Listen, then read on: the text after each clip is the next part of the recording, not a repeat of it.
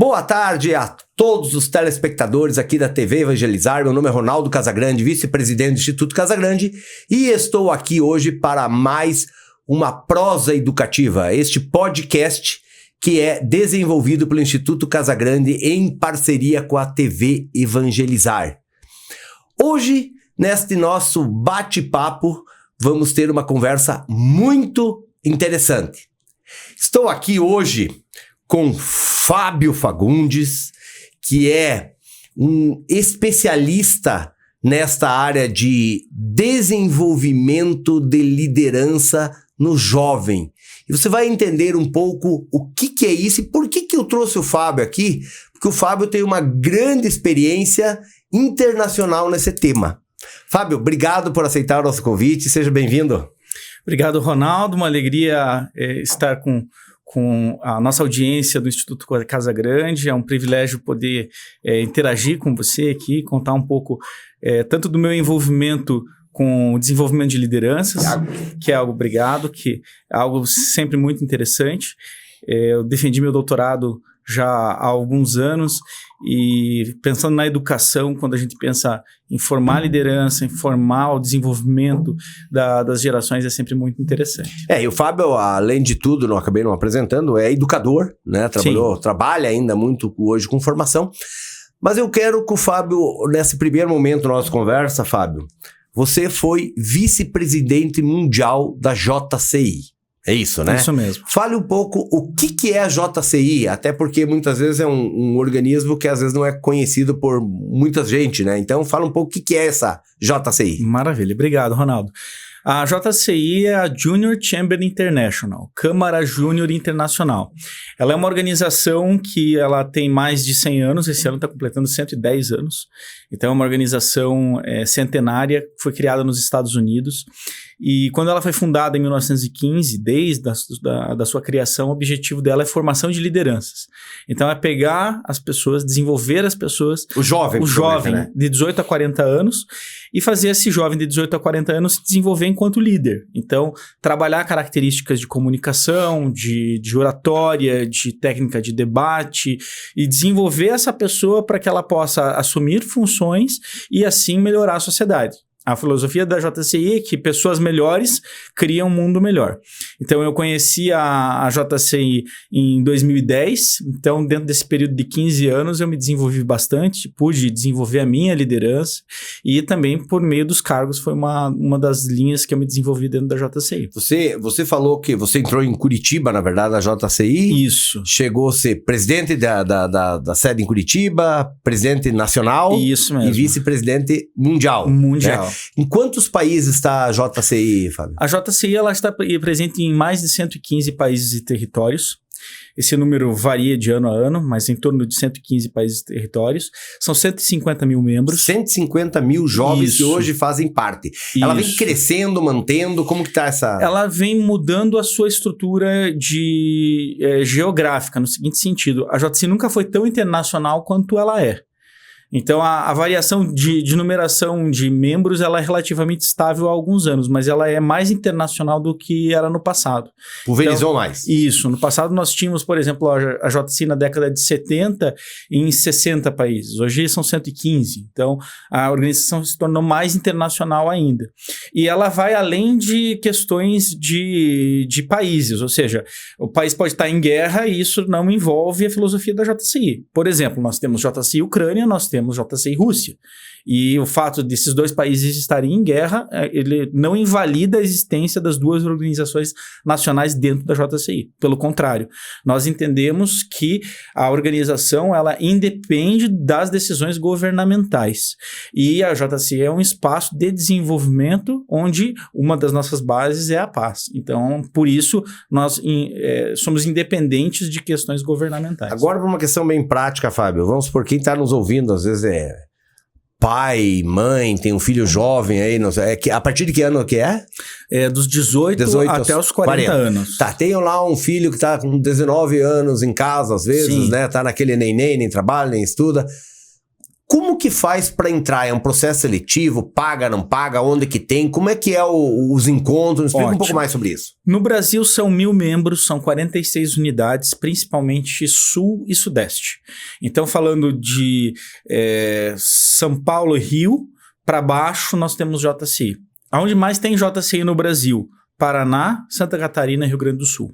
Então, no Paraná, Santa Catarina e Rio Grande do Sul, basta procurar JCI, vai encontrar diversas JCI, se não na sua cidade, numa cidade próxima. A JCI ela se estrutura por meio de uma reunião semanal, então toda semana tem uma reunião onde tem treinamento, desenvolvimento pessoal, formação de lideranças, capacitações, projetos que são desenvolvidos e também muito networking, ou seja, o pessoal vai ali a partir disso fazer negócios, vai se desenvolver, vai ter possibilidades de crescer na sua profissão ou mesmo fazendo negócio diretamente. Então essa primeira parte, digamos assim, a lógica prática semanal da organização. Além disso, existem os eventos, as competições que existem dentro da organização. Então a JCI tem desde encontros regionais, nacionais, continentais e mundiais. E dentro dessas competições também existem a possibilidade dentro desses congressos, existe a possibilidade das competições de oratória e de debate. Essas competições é só para quem faz parte da JCI? Em partes. As competições de oratória e de debate são para membros, mas também existe um projeto da JCI chamado Oratória nas Escolas, que trabalha com jovens de 8º e 9º ano, né? Com esses jovens de 8º e 9º ano é feita uma competição dentro de escolas onde tem JCI na cidade Como explica um pouco melhor o que seria essa competição, por exemplo, com um aluno de 8º e 9º ano na escola? É trabalhado um tema, uma sentença, e esses jovens eles montam uma redação e vão fazer uma fala de 3 a 5 minutos. Espontânea, com o apoio do professor de português, da escola, ou seja, é algo que se torna institucionalizado com a escola. Uma vez que a escola comprou a ideia, isso é levado para se executar como projeto, os professores são envolvidos, os jovens têm essa possibilidade de criar esse texto, trabalhar isso, e vão desenvolvendo a sua oratória num púlpito, na frente de um público, e isso se faz uma competição. Se chega ao campeão daquela escola e o campeão dessa escola disputa com outros campeões. Mas todos apresentam sobre o mesmo tema? Uma regional. É sobre o mesmo tema? Todos sobre o mesmo tema. Então tu vai falar, por exemplo, já que falou da guerra Rússia e Ucrânia, digamos que esse é o tema. Isso. Ele tem um momento para explanar sobre isso. Isso, existe um tema anual. Esse ano eu não me lembro exatamente a sentença, mas é sobre o descarte de óleo, sobre a questão do descarte de óleo, do óleo de cozinha. Então tem uma sentença envolvendo isso. Ele tem que pesquisar? Ele tem que pesquisar, ele pode usar a ferramenta que ele quiser, quer usar ChatGPT para pesquisar, tá tudo certo, Google, a ferramenta que quiser. E a partir disso ele vai estruturar um texto. Fez esse texto, ele vai trabalhar na comunicação desse texto. Entonação, pausa retórica, como que ele vai fazer uma pontuação. Daí tem os critérios de avaliação. Exatamente. E quem que avalia? E aí são convidados pessoas de fora da JCI, especialistas em comunicação, fonoaudiologia, políticos, apoiadores do projeto que vão fazer parte de uma banca. Então você avalia desde a questão de postura corporal, toda a comunicação. Toda a comunicação. Que legal. E a partir do momento que se chega nos campeões de cada unidade JCI, se tem a competição aí regional, estadual, né? Ou seja, aqui no Paraná existe uma competição que vai para a Assembleia Legislativa do Estado do Paraná. Então todos os campeões vão para a Assembleia, disputam na Assembleia, e os campeões de cada estado onde tem JCI se juntam, cada região onde tem JCI se junta e faz uma competição aí nacional, na Convenção Nacional da JCI, todo ano. Então todo ano sai um campeão e vice-campeão nacional de oratória, do projeto Oratória nas Escolas. Diferente também do fato da JCI ter sua competição. A JCI tem a sua competição para os membros interna de oratória e de debate. A diferença é que quem ganha o nacional, aí continua competindo no nível América e no nível mundial. Mas é a mesma lógica. Na mesma lógica. Um pouco mais de tempo, né? O discurso, ao invés de 3 a 5 minutos, é de 5 a 7. E a outra competição é de debate, que aí são 3 contra 3.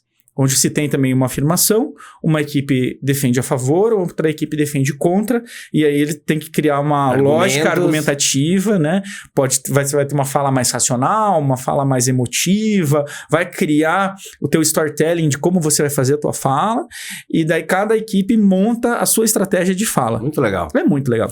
Agora, Fábio, vocês na JCI, você tá na JCI ainda, né? Sim. Você estava falando dos bastidores que não pode mais exercer função de gestão na JCI pela idade. Não votar e ser votado.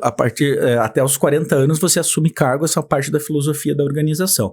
Após os 40 anos você continua envolvido, pode ser numa função mais de bastidor, né? Por exemplo, esse ano eu sou presidente do Conselho de Passados Presidentes da JCI no Brasil, então eu apoio e articulo todas as pessoas que foram presidentes nacionais no Brasil para apoiar a organização, né? Então, todos os cargos são anuais. A JCI no Brasil está há 70 anos, então nós temos de presidentes vivos 35, 36 presidentes vivos.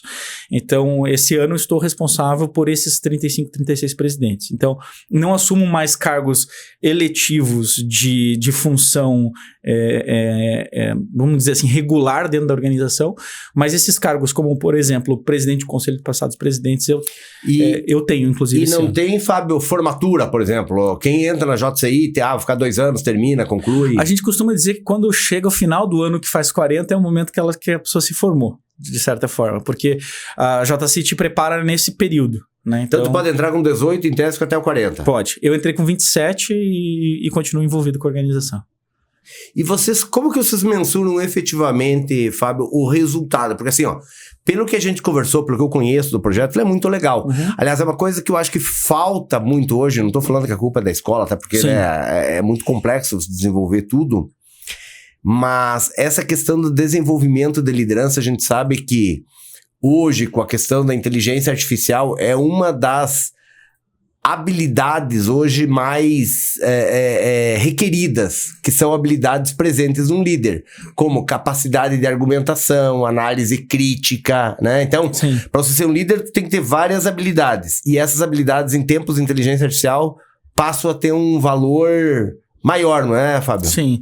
As chamadas soft skills, né? É muito interessante que as pessoas são muito demandadas em muitas características.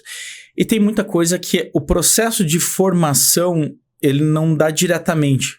Ele dá de uma forma, às vezes, subliminar, ou às vezes num convite para que essa pessoa vá aprender mais no detalhe.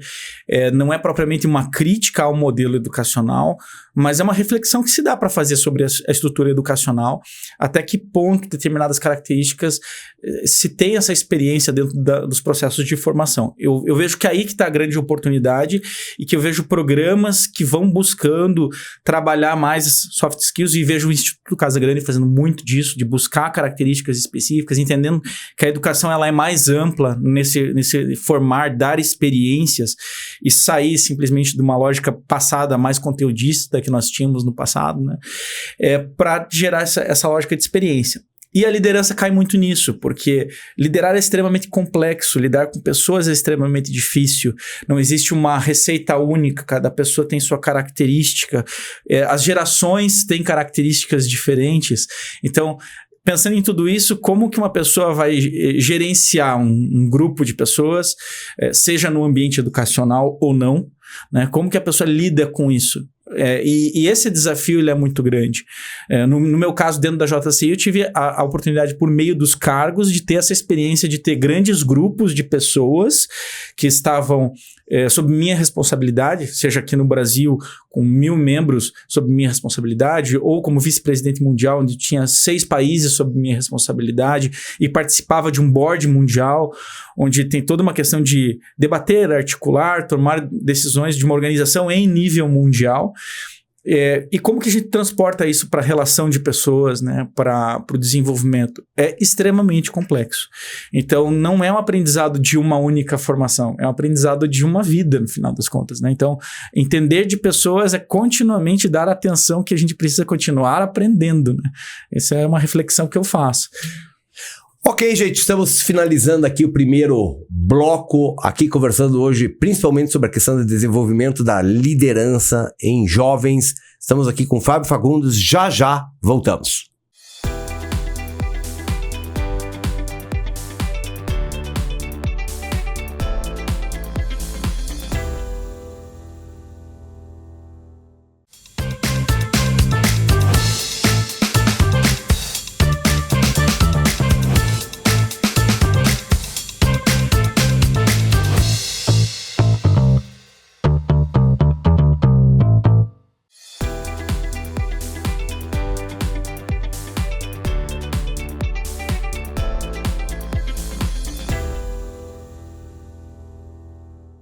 Olá, estamos de volta aqui novamente no Instituto Casagrande, nesse segundo bloco da prosa educativa, hoje falando sobre a liderança, o desenvolvimento da liderança nos jovens. Estou aqui com o Fábio Fagundes, batendo um papo hiper interessante neste tema. Fábio, a escola, a gente estava falando da escola agora há pouco. A escola, se nós formos separar a questão cognitiva e socioemocional, que seria ou chamada de hard skills, soft skills, né? A escola sempre priorizou muito a questão, historicamente no mundo, a questão do conhecimento cognitivo, a matemática, ciências, física, química, biologia, história, geografia, né? Muito focado nessa aqui. E não fez um trabalho, até talvez um pouco por ser uma ciência um pouco mais nova, talvez você conhecesse sobre essa questão do que você chamou de soft skills, que é uma questão socioemocional, né? Trabalhar a resiliência, trabalhar a questão de relacionamento, trabalhar a questão de empatia, trabalhar a questão de consciência crítica, enfim, todos esses outros aspectos que normalmente a escola não desenvolve.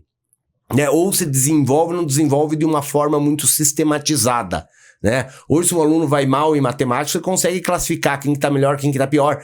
Já nessa questão dessas soft skills aí, de trabalhar liderança, resiliência, toda essa parte, muitas vezes o professor trabalha, outros não trabalham, mas não tem uma avaliação em cima disso, um programa mais sistematizado para desenvolver essas habilidades. Hoje está começando mais nas escolas com programas socioemocionais, com programa socioemocional.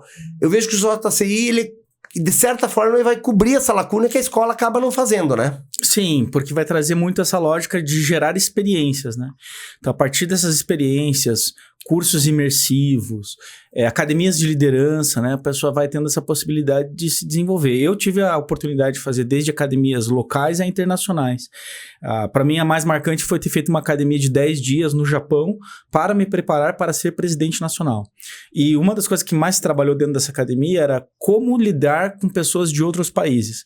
Como fazer trabalhos, tomar decisões em grupos internacionais. Que pensam totalmente diferente. Exatamente. Então, por exemplo, eu tinha no meu grupo uma pessoa da Europa, uma pessoa da África e uma pessoa da Ásia, além de japoneses. Porque nessa academia, propriamente, ela é feita no Japão, com um grupo maior de japoneses, então, para cada estrangeiro, tem também um japonês. Então, a filosofia é essa: como trabalhar com pessoas tão diferentes e saber entrar nessas características. Aí vem a importância de conseguir ouvir, entender a característica do outro, saber articular, saber conversar. E nesse ponto eu valorizo muito a existência de academias de liderança, de formações que trabalhem isso, que deem essa oportunidade da pessoa experienciar a liderança, entrar nessas características. Eu vejo que é uma grande tendência para o mercado educacional, inclusive isso também. E, Fábio, mudando um pouco aqui de rumo, isso, talvez esse teu trabalho de focar em liderança fez com que você fosse também se focar numa outra linha, que é estudar Eneagrama. Isso. Me fale o que é Eneagrama. Come com feijão, com arroz? Que muita gente deve pensar, o que é isso? Eneagrama é o chamado Eneagrama das personalidades. Eneagrama, a palavra em si significa imagem de 9 pontos. É uma imagem circular com 9 pontos, onde cada ponto significa um padrão comportamental. Esse símbolo de padrões comportamentais, ele tem toda uma explicação bastante antiga, bebe em diversas fontes e traz uma linha explicativa de como as pessoas se comportam. É o traço de personalidade, basicamente, das pessoas. Traço de personalidade vem da filosofia também, de toda a base da psicologia relacionada à teoria da personalidade, formação da personalidade, barriga da mãe, 5, 6 anos de idade. E aí tem diversas teorias dentro da psicologia que debatem esse ponto em específico, que é a formação da personalidade. Dentro do Eneagrama existem 9 grandes padrões comportamentais. A ideia não é rotular, mas e não tem certo e errado. Não tem certo e errado. Tem um entendimento em cima daquele padrão. E a partir do momento que nós entendemos esse padrão, isso pode nos ajudar a como lidar com uma equipe de trabalho, a como lidar com um parceiro de relacionamento pessoal e assim por diante. Ou seja, o ganho que se tem a partir do momento que entendemos de padrões comportamentais nos ajuda muito. Por exemplo, eu sou casado com uma mulher perfeccionista. O fato de saber que minha esposa é perfeccionista, isso me ajuda muito, porque eu tenho escolha. No modelo mental dela, se, por exemplo, eu faço a janta, se eu deixar a louça e não combinar, tem alguma coisa que está errada no modelo comportamental e na lógica dela. Mas eu tenho escolha. Eu posso cozinhar e lavar a louça. Eu posso cozinhar e combinar com ela que ela lavará a louça. Eu posso combinar, por exemplo, de nós não cozinharmos e sairmos para jantar. Mas eu tenho escolha, uma vez que eu entendo o padrão comportamental dela. Agora, se eu simplesmente deixo de querer entender o padrão comportamental e querer fazer com que a minha linha de raciocínio seja verdadeira, tirando desse modelo, levando para qualquer lugar, aí vem as dificuldades das pessoas de entendimento umas com as outras, né? Vamos pegar um exemplo, talvez vai ficar mais claro. Então, segundo essa teoria, você tem 9, pode chamar de traços de personalidade? 9 padrões comportamentais. Padrões comportamentais. Isso. Por exemplo, um padrão pode ser extroversão, introversão. Também. Pô, você vai ter pessoas mais introvertidas e mais extrovertidas. Certo, só para deixar claro. Então, um deles seria a questão da extroversão e introversão. Na verdade, a pessoa não é extrovertida ou introvertida. Ela está numa escala. Mais para extroversão.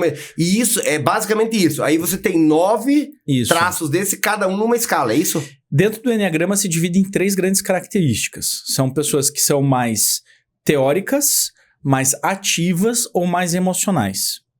Essas são as 3 principais características do Enneagrama. Então, pessoas emocional que são... eu entendo pelo próprio nome. Qual a diferença do teórico e o ativo? O teórico ele é muito baseado no mundo das ideias. Ele precisa racionalizar, pensar, ele precisa analisar. O ativo ele vai para a prática. Ele age e depois ele para pensar no que ele fez. Ele vai muito com o físico, ele vai muito para resolução. Sem pensar e sem sentir tanto. Ele está mais agindo do que pensando ou sentindo. Então, se nós pegamos uma pessoa que é mais emocional, ela vai sentir, ela vai ser mais a flor da pele, vai ser o que nós chamamos de... A pessoa é mais touch, né? Tem aquela coisa do toque, valoriza mais o toque. Mas isso tem a ver, por exemplo... Primeiro, uma parte disso nasce com a pessoa. Hoje tem comprovação disso. Sim. Tá. Outra parte se desenvolve... Qual que são as fases de desenvolvimento desses traços? Na teoria do Enneagrama, a formação da personalidade ela acontece até os 5, 6 anos de idade. Mas quanto por cento existe mais ou menos dentro da teoria do Enneagrama que vem? Não. Essa é uma discussão muito profunda de até que ponto e até que momento. Mas, no geral, a teoria da personalidade coloca da barriga da mãe traços genéticos, enfim, características, enfim, até os 5, 6 anos de idade, com aquela criança passando por um conjunto de traumas, fase fálica, fase anal, fase oral, e aí a gente tem diversas teorias que buscam explicar essa formação de personalidade. Maravilha. Chegou nos 5, 6 anos de idade, existe uma característica básica daquela criança, com base nas respostas que ela deu para os traumas que a vida lhe colocou.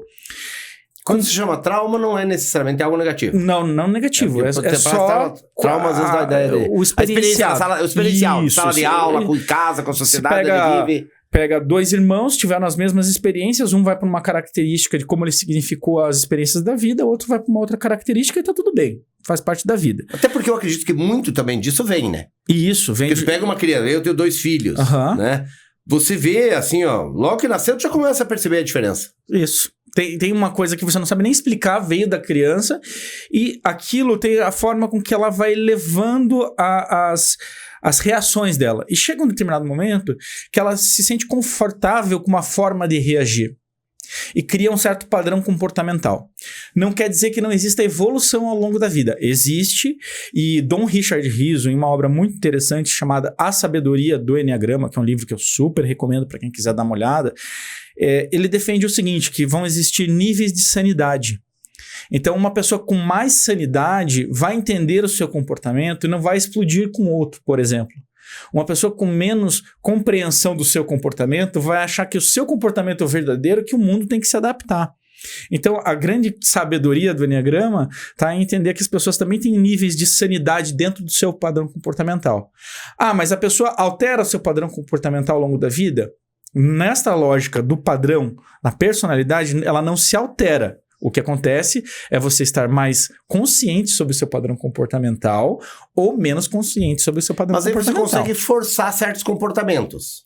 Aí que está o grande desafio das pessoas de conseguirem evoluir ao longo do tempo, enxergar o seu comportamento, entender o que lhe gera desconforto ou não e como você lida. Por exemplo, num grupo de pessoas. Por exemplo, eu sempre estudei muito Enneagrama pensando em lideranças e coletividades. Ou seja, eu estava num board lá da JCI como presidente nacional. Eu busquei entender o padrão comportamental de toda a minha equipe para que isso facilitasse a minha comunicação, a forma com que eu iria buscar um determinado resultado e dessa forma a gente trabalhar de uma forma mais harmônica. Então, entendendo o padrão das pessoas, a gente tem como buscar melhores resultados. Essa é uma linha de raciocínio bem interessante dentro do próprio Enneagrama, que é entender o Enneagrama como uma ferramenta de gestão. Esse é um ponto muito legal. Então, usar o Enneagrama para fazer com que um grupo, uma coletividade possa gerar melhores resultados juntos. Isso é muito interessante. Vocês chegam a trabalhar alguma coisa disso? Chegaram a trabalhar com o Enneagrama dentro do JCI ou não? Sim, um processo de formar, de ter grupos que tivessem esse entendimento sobre padrões comportamentais, porque você vai levar essa necessidade de conseguir liderar para outros ambientes. E se você não entende de pessoas, é muito difícil.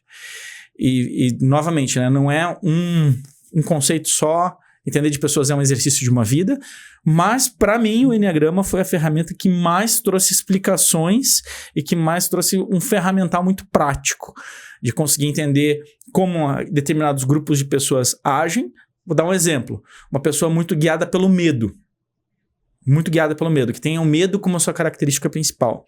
Num grupo de trabalho, vai ser aquela pessoa que vai te mandar aquele e-mail gigantesco com um monte de pergunta.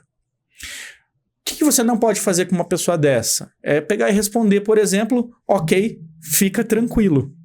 Se é uma pessoa que te mandou um e-mail enorme, com um monte de dúvidas, aquela pessoa tem uma ansiedade enorme, uma carga de ansiedade muito grande, e você pede para a pessoa ficar tranquila, ela não vai ficar. Você não resolveu, você não tirou a dúvida dela, ela continua com medo, ela continua ansiosa. Mas se você pega, responde aquele e-mail com outra cor e responde pergunta a pergunta, se for um cliente, você ganhou esse cliente eternamente. Ele vai entender que você sabe lidar com o padrão comportamental e você trouxe o quê? Que era mais importante para essa pessoa? Segurança. Uma pessoa que tem medo, segurança é muito importante. Aliás, isso é a base, né? Eu estava falando de sócio emocional, ou se nós vamos pegar Gardner aí, que é a questão que trabalha com a inteligência emocional. Essa é a base, o autoconhecimento. Conhecer você e conhecer o outro. Sim. Sempre foi importante, mas eu acho que hoje, voltando a falar, né? Hoje, em termos de inteligência artificial, eu acho que muito mais essa habilidade para ser valorizada, né, Fábio? Numa época que se fala tanto de uma mudança geracional, de características da geração Z chegando ao mercado de trabalho, por exemplo, entender das pessoas, dar atenção a esses pequenos detalhes, ele é muito interessante, né? Cuidar das pessoas dentro do processo. Então, assim, num grupo de trabalho, ter esse olhar diferente de...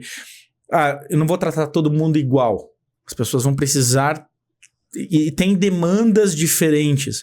Entender isso e olhar por uma lógica mais de equidade dentro desse cenário, ele é muito interessante. Então, hoje, você pegar o Enneagrama em síntese, são 9 padrões comportamentais. 9 padrões comportamentais. Cada padrão desse tem uma escala.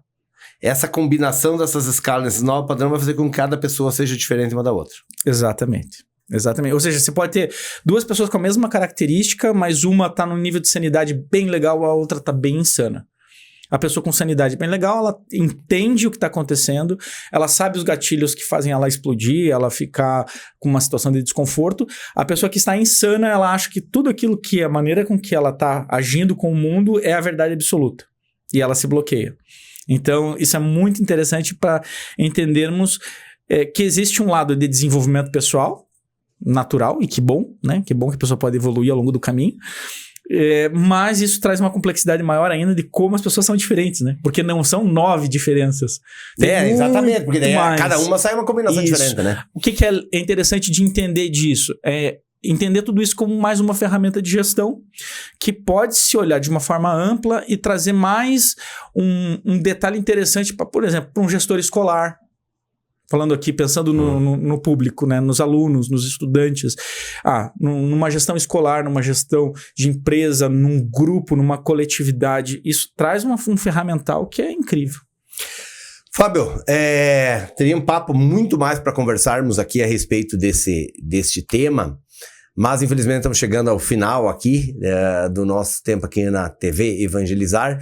Quero agradecer imensamente a você por ter colaborado aí nesse tema, agradecer a todos vocês aqui para estarem conosco mais uma vez aqui na Prosa Educativa. Deixa a palavra para você, quiser deixar seus contatos, enfim, fique à vontade aí, Fábio. Muito obrigado, foi uma alegria poder conversar com você, Ronaldo, uma referência da educação, você, o Instituto, o seu irmão Renato, é um privilégio poder ter essa interação. Fica o convite para quem quiser saber mais, acompanhar mais sobre Enneagrama, sobre a JCI, dá uma olhada lá nas minhas redes sociais, Fábio Melo Fagundes, vai encontrar tanto no LinkedIn quanto no Instagram. Eu fico à disposição para quem quiser entender mais e buscar mais sobre essas questões. Sobre a JCI, pode buscar mais informações no site da JCI Brasil, jci.org.br. Lembrando que a JCI está mais presente no Sul e no Sudeste, e fica o convite para quem quiser participar da organização também. Então tá joia. Obrigado, Fábio. Obrigado a todos vocês. Até a próxima semana. Valeu!